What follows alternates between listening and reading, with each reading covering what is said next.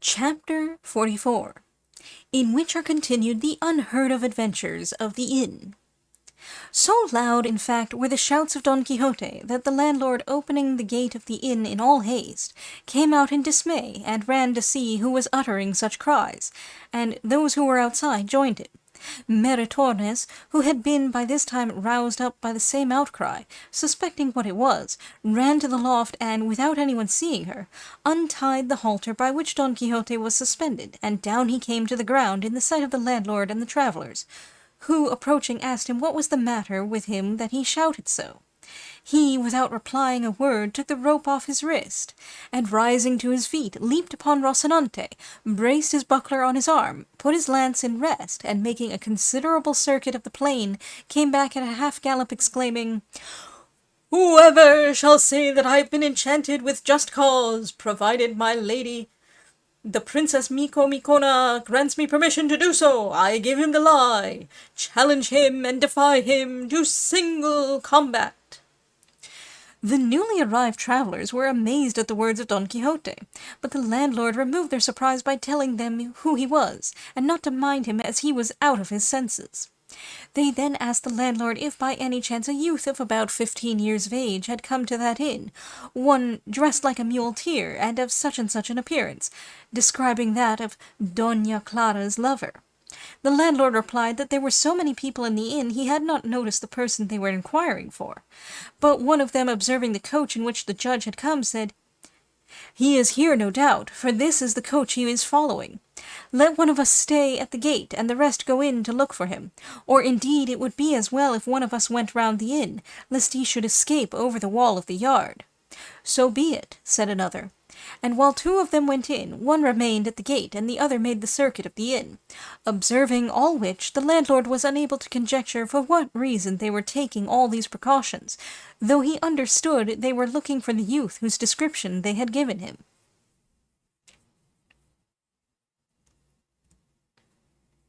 It was by this time broad daylight, and for that reason, as well as in consequence of the noise Don Quixote had made, everybody was awake and up, but particularly Doña Clara and Dorothea, for they had been able to sleep but badly that night, the one from agitation at having her lover so near her, the other from curiosity to see him. Don Quixote, when he saw that not one of the four travellers took any notice of him or replied to his challenge, was furious and ready to die with indignation and wrath, and if he could have found in the ordinances of chivalry that it was lawful for a knight-errant to undertake or engage in another enterprise, when he had plighted his word and faith not to involve himself in any until he had made an end of the one to which he was pledged, he would have attacked the whole of them, and would have made them return an answer in spite of themselves. But considering that it would not become him, nor be right, to begin any new emprise until he had established Micomicona in her kingdom, he was constrained to hold his peace and wait quietly to see what would be the upshot of the proceedings of those same travellers, one of whom found the youth they were seeking lying asleep by the side of a muleteer, without a thought of anyone coming in search of him, much less finding him. The man laid hold of him by the arm, saying, "It becomes you well indeed, Señor Don Luis, to be in the dress you wear, and well the bed in which I find you agrees with the luxury in which your mother reared you." The youth rubbed his sleepy eyes, and stared for a while at him who held him, but presently recognized him as one of his father's servants, at which he was so taken aback that for some time he could not find or utter a word, while the servant went on to say, "There is nothing for it now, Señor Don Luis, but to submit quietly and return home, unless it is your wish that my lord, your father, should take his departure for the other world, for nothing else can be the consequence of the grief he is in at your absence." "But how did my father know that I had gone this road and in this dress?" said Don Luis. "It was a student to whom you confided your intentions," answered the servant, "that disclosed them, touched with pity at the distress he saw your father suffer on missing you. He therefore dispatched 4 of his servants in quest of you, and here we all are at your service, better pleased than you can imagine that we shall return so soon and be able to restore you to those eyes that so yearn for you." "That shall be as I please, or as heaven orders," returned Don Luis. "What can you please or heaven order," said the other, "except to agree to go back? Anything else is impossible." All this conversation between the two was overheard by the muleteer at whose side Don Luis lay, and, rising, he went to report what had taken place to Don Fernando, Cardenio, and the others, who had by this time dressed themselves, and told them how the man had addressed the youth as Don, and what words had passed, and how he wanted him to return to his father, which the youth was unwilling to do. With this, and what they already knew of the rare voice that heaven had bestowed upon him, they all felt very anxious to know, more particularly who he was, and even to help him if it was attempted to employ force against him. So they hastened to where he was still talking and arguing with his servant. Dorothea at this instant came out of her room, followed by Doña Clara, all in a tremor, and calling Cardenio aside, she told him in a few words the story of the musician and Doña Clara, and he at the same time told her what had happened, how his father's servants had come in search of him. But in telling her so, he did not speak low enough but that Doña Clara heard what he said, at which she was so much agitated that had not Dorothea hastened to support her, she would have fallen to the ground. Cardenio then bade Dorothea return to her room, as he would endeavour to make the whole matter right, and they did as he desired. All the four who had come in quest of Don Luis had now come into the inn and surrounded him, urging him to return and console his father at once and without a moment's delay. He replied that he could not do so on any account until he had concluded some business in which his life, honour, and heart were at stake. The servants pressed him, saying that most certainly they would not return without him, and that they would not take him away, whether he liked it or not. "You shall not do that," replied Don Luis, "unless you take me dead, though however you take me, it will be without life." By this time most of those in the inn had been attracted by the dispute, but particularly Cardenio, Don Fernando, his companions, the judge, the curate, the barber, and Don Quixote, for he now considered there was no necessity for mounting guard over the castle any longer. Cardenio, being already acquainted with the young man's story, asked the men who wanted to take him away what object they had in seeking to carry off this youth against his will. "Our object," said one of the four, "is to save the life of his father, who is in danger of losing it through this gentleman's disappearance." Upon this Don Luis exclaimed, "There is no need to make my affairs public here. I am free, and I will return if I please, and if not, none of you shall compel me." "Reason will compel your worship," said the man, "and if it has no power over you, it has power over us, to make us do what we came for, and what it is our duty to do."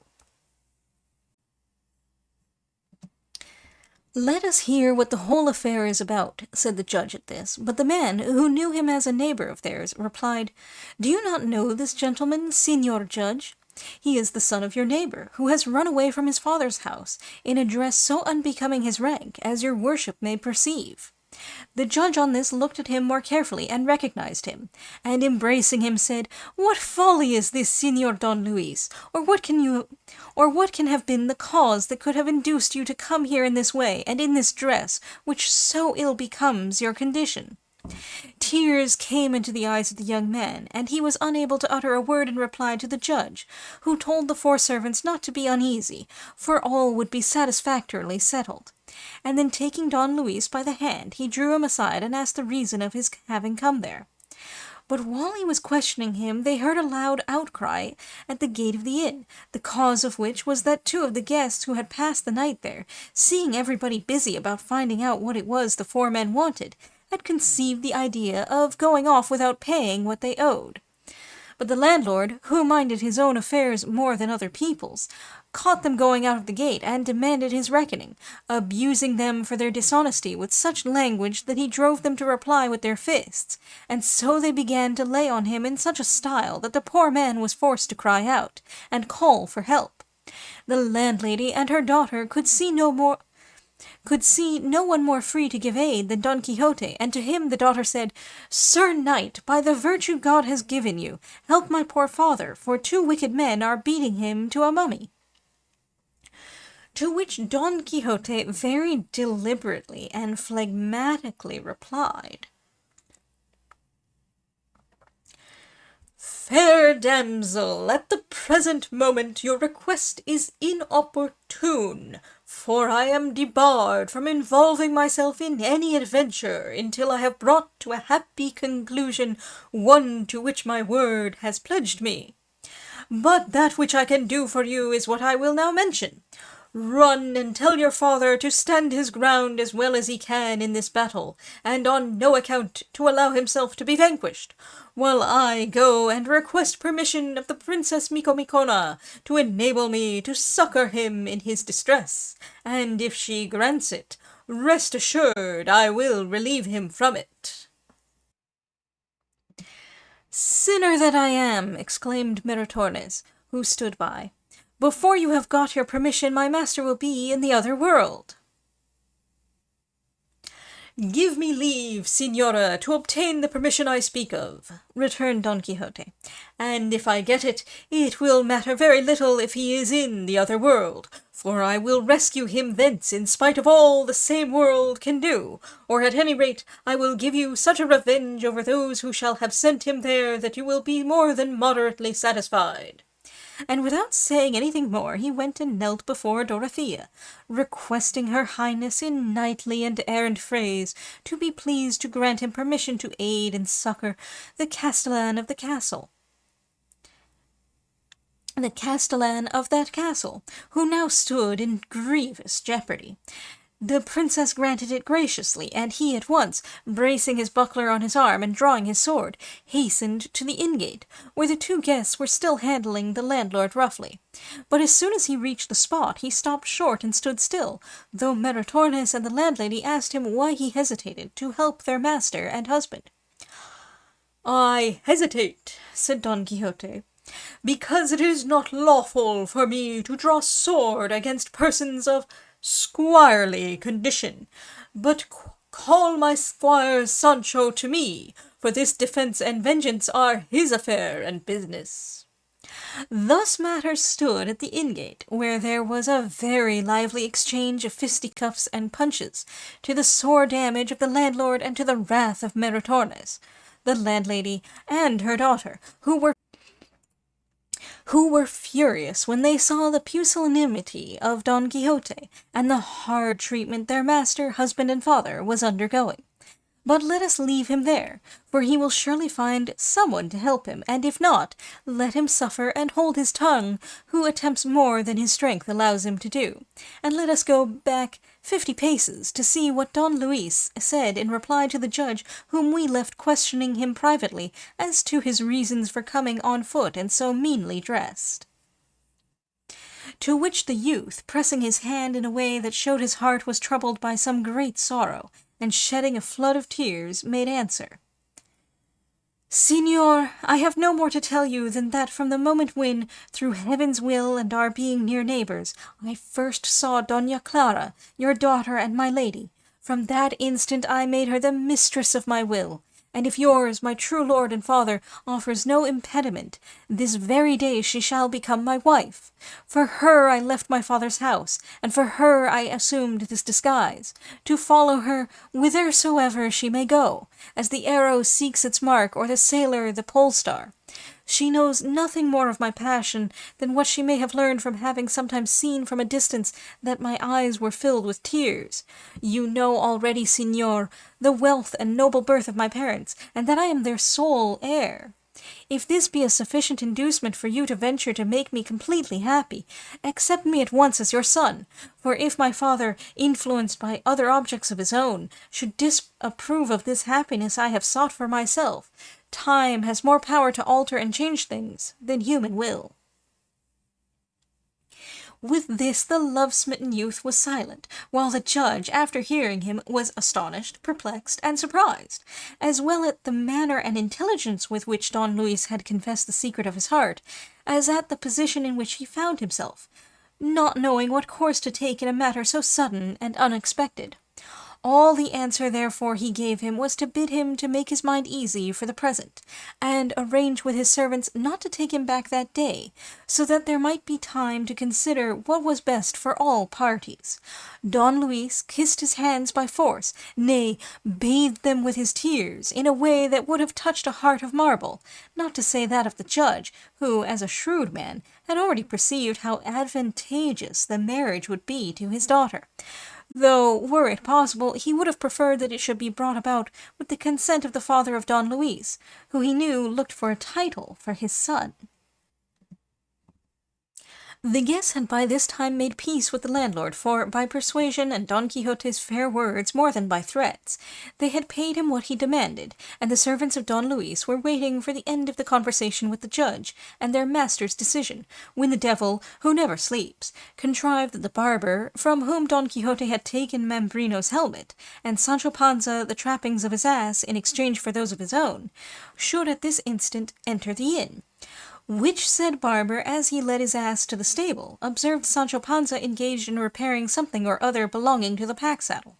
and the moment he saw it he knew it, and made bold to attack Sancho, exclaiming, "Ho, sere thief! I have caught you! Hand over my basin and my pack-saddle, and all my trappings that you robbed me of." Sancho, finding himself so unexpectedly assailed, and hearing the abuse poured upon him, seized the pack-saddle with one hand, and with the other gave the barber a cuff that bathed his teeth in blood. The barber, however, was not so ready to relinquish the prize he had made in the pack-saddle. On the contrary, he raised such an outcry that everyone in the inn came running to know what the noise and quarrel meant. "Here, in the name of the king and justice," he cried, "this thief and highwayman wants to kill me for trying to recover my property." "You lie," said Sancho. "I am no highwayman. It was in fair war my master Don Quixote won these spoils." Don Quixote was standing by at the time, highly pleased to see his squire's stoutness, both offensive and defensive, and from that time forth he reckoned him a man of mettle, and in his heart resolved to dub him a knight on the first opportunity that presented itself, feeling sure that the order of chivalry would be fittingly bestowed upon him. In the course of the altercation, among other things, the barber said, "Gentlemen, this pack-saddle is mine as surely as I owe God a death, and I know it as well as if I had given birth to it, and here is my ass in the stable who will not let me lie. Only try it, and if it does not fit him like a glove, call me a rascal. And what is more, the same day I was robbed of this, they robbed me likewise of a new brass basin, never yet handselled, that would fetch a crown any day." At this Don Quixote could not keep himself from answering, and interposing between the two and separating them, he placed the pack-saddle on the ground, to lie there in sight until the truth was established, and said, "Your worships may perceive clearly and plainly the error under which this worthy squire lies when he calls a basin which was, is, and shall be the helmet of Mambrino, which I won from him in fair war, and made myself master of by legitimate and lawful possession. With the pack-saddle I do not concern myself, but I may tell you on that head that my squire Sancho asked my permission to strip off the caparison of this vanquished poltroon's steed, and with it adorn his own. I allowed him, and he took it, and as to its having been changed from a caparison into a pack-saddle, I can give no explanation except the usual one, that such transformations will take place in adventures of chivalry. To confirm all which, run, Sancho, my son, and fetch hither the helmet which this good fellow calls a basin." "Egad, master," said Sancho, "if we have no other proof of our case than what your worship puts forward, Mambrino's helmet is just as much a basin as this good fellow's caparison is a pack-saddle." "Do as I bid thee," said Don Quixote. "It cannot be that everything in this castle goes by enchantment." Sancho hastened to where the basin was, and brought it back with him, and when Don Quixote saw it, he took hold of it and said, Your worships may see with what a face this squire can assert that this is a basin and not the helmet I told you of, and I swear by the order of chivalry I profess that this helmet is the identical one I took from him, without anything added to or taken from it." "There is no doubt of that," said Sancho, "for from the time my master won it until now he has only fought one battle in it, when he let loose those unlucky men in chains, and if it had not been for this basin helmet, he would not have come off over well that time, for there was plenty of stone-throwing in that affair."